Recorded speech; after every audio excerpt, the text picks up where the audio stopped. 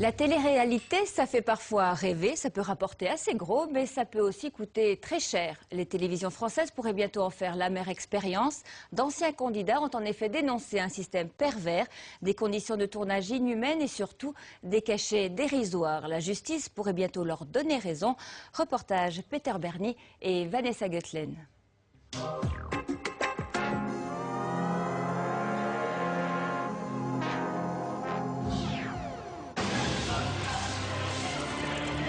Il n'y a aucune différence entre un candidat et un sac de farine.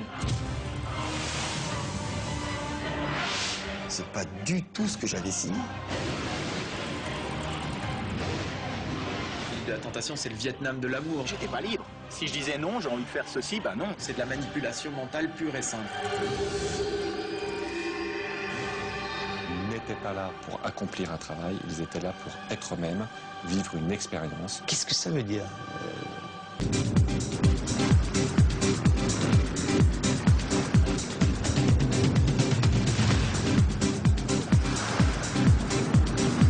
En costume de bain, vous l'auriez sûrement reconnu. Mais les plages paradisiaques, c'est terminé pour Stéphane Escoffier. Il y a 6 ans, ce Genevois vit son quart d'heure de gloire en participant comme candidat à plusieurs émissions de télé-réalité. Il se distingue notamment dans l'île de la Tentation, où des séducteurs ont pour mission de briser des couples. Comme tous les tentateurs, Stéphane Escoffier a été défrayé 1 000 € pour 12 jours au soleil. Aujourd'hui, il estime avoir été trompé, manipulé et exploité. Bonjour messieurs. J'imagine que vous vous souvenez de moi, Stéphane. Je suis de retour sur l'île de la Tentation. Évidemment, je n'ai pas été moi-même à ce moment-là. J'ai été presque vicieux, mauvais, pour annoncer mon retour et pour dire que j'allais démarcher à séduire l'une des copines d'un de ces garçons. Quand je pars en montagne faire des photos, je m'allonge dans l'herbe et on me prend en photo, il n'y a rien de désagréable, mais c'est un travail. Là-bas, on nous demandait de faire des choses à des heures précises, sans arrêt. C'était quoi qu'il en soit, un travail. J'étais pas libre. J'avais une ligne à suivre, j'avais signé un contrat, mais un contrat sans salaire. Ils nous ont sélectionnés parce qu'on avait certains profils, ils nous ont étudiés, ils savaient qu'ils amenaient dans l'émission. C'est des gens qui ont aucune idée de ce qui va se passer, qui souvent ne connaissent pas bien la télévision ou en ont une idée qui est complètement fausse ou lointaine. La télé-réalité n'a aucun secret pour lui. Il faut dire que pendant 7 ans, il a travaillé comme journaliste pour les principales émissions de télé-réalité. Philippe Bartoret en a largement profité. Aujourd'hui, dégoûté, il révèle dans un livre la mécanique du système.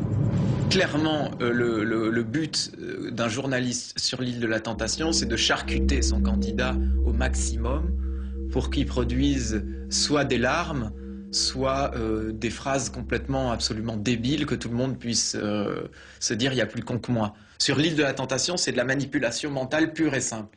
C'est-à-dire qu'on ne dit pas aux gens ce qu'il faut faire, on les pousse à le faire.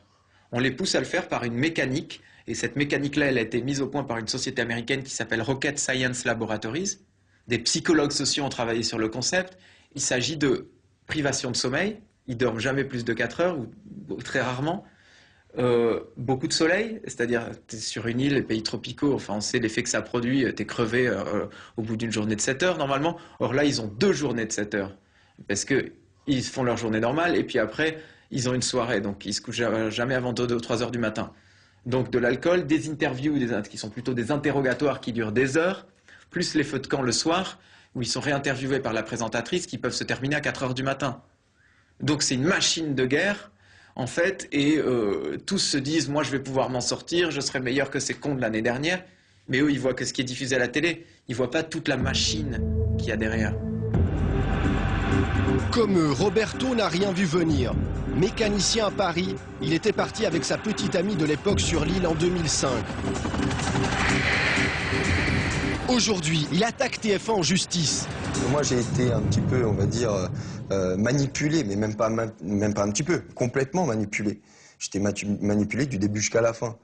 Quand on vous demande de monter ou descendre l'escalier 4 fois de suite parce que justement, ils n'ont pas pris la bonne prise et qu'il faut qu'ils recommencent. quand ils vous demandent, parce que vous avez passé le ballon à une tentatrice et qu'ils étaient pas là à ce moment-là ou qu'ils étaient un peu trop loin et qu'il fallait refaire la scène, on est obligé de repasser le ballon 3-4 fois. Arrivé un moment, j'ai dit, mais c'est un vrai boulot ce que j'ai fait. Moi, chez moi, le boulot, c'est les voitures, c'est un garage, c'est aller voir les clients, c'est à Paris. Là-bas, c'est au Caraïbes. Roberto a trouvé son Spartacus en la personne de Jérémy Assous. Ce jeune avocat de 31 ans s'est lancé tout seul à l'assaut des télévisions il y a 5 ans. D'abord pris de haut, il défend aujourd'hui 150 candidats contre TF1, M6 ou Canal+. On les prive de leurs droits les plus élémentaires, comme un repère temporel, puisqu'ils sont privés de montre, comme le fait de pouvoir communiquer avec leurs proches, puisqu'on leur prive de portable, comme le fait qu'on les prive de leur liberté d'aller et venir, puisqu'on leur confisque leur passeport, comme le fait qu'ils ne peuvent pas quitter le lieu du tournage et qu'ils sont obligés d'être à l'entière disposition du producteur. Une émission de télé-réalité, c'est ni plus ni moins qu'une mauvaise fiction avec des mauvais acteurs. Premier succès, il a réussi à faire reconnaître la participation des candidats comme un vrai travail. Et ils peuvent désormais prétendre à des dédommagements. Pour moi, le contrat de l'île de la Tentation, mais c'est pareil pour les autres émissions de télé-réalité, enfin, des participants qui m'ont mandaté pour les défendre, ce sont des contrats de travail déguisés et ce sont des contrats de travail gravement irréguliers. Ils n'ont absolument pas signé de contrat de travail ni de quoi que ce soit. Ils ont signé un règlement participant qui cédait leur autorisation de diffusion à la représentation de leur image à l'antenne. Il n'y a à aucun moment l'activité des tentateurs ou des membres de couple ne peut être assimilée à du travail. Sauf à ce qu'on considère que ne rien faire dans un hamac, faire du jet ski, dormir, faire la fête puisse être considéré comme un travail. Pour les personnes qui travaillent durement, qui travaillent dans des conditions pénibles, venir voir un certain nombre de personnes réclamer l'équivalent de 25 ans de SMIC pour 12 jours au soleil, il y a quelque chose de particulièrement dérangeant à l'égard de la valeur travail. Si la justice condamne TF1 le 29 avril, Maître Assous va demander entre 400 et 600 000 euros pour chaque participant. Au total, cela pourrait représenter une somme gigantesque. Si les candidats étaient dédommagés, ce ne serait pas la fin de la télé-réalité pour autant. Comme tant d'industries, la télé-réalité pourrait délocaliser la production dans des pays où l'on est moins regardant sur les droits du travail.